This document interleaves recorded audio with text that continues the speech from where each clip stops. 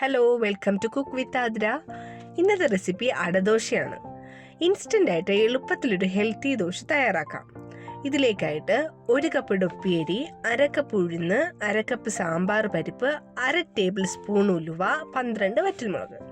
ഇവ നല്ലതുപോലെ കഴുകി 1 മണിക്കൂർ കുതിർത്ത് വച്ച ശേഷം മിക്സിയിൽ അരച്ചെടുക്കണം.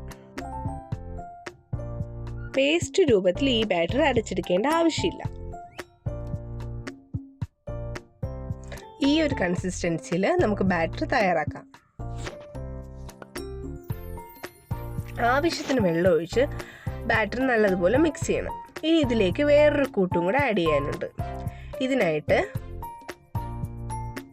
ഒരു ജാറെടുത്ത് 7 വെളുത്തുള്ളി, കറിവേപ്പില, ഉപ്പ് ഇവ ജസ്റ്റ് ക്രഷ് ചെയ്തിട്ട് ഈ ബാറ്ററിലേക്ക് ആഡ് ചെയ്യാം.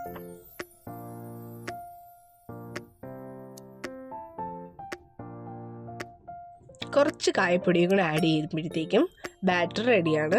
ഇനി ഇതിലേക്ക് ഒരു കാര്യം കൂടെ ഉള്ളൂ.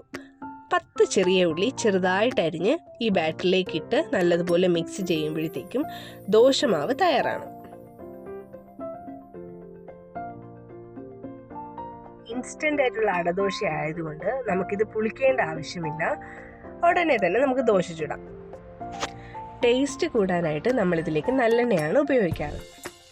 നല്ലതുപോലെ 2 സൈഡും മൂത്ത് വരുമ്പോൾ സ്വാദുള്ള ഒരു അടദോശ തയ്യാറാണ്. ഈ അടദോശയുടെ കോമ്പിനേഷൻ തെവയിലാണ്. 3 വെളുത്തുള്ളി, കുറച്ച് തേങ്ങ, മുളക് പൊടി, ഉപ്പ്, കറിവേപ്പില ഇവ ജസ്റ്റ് ഒന്ന് ക്രഷ് ചെയ്യുക.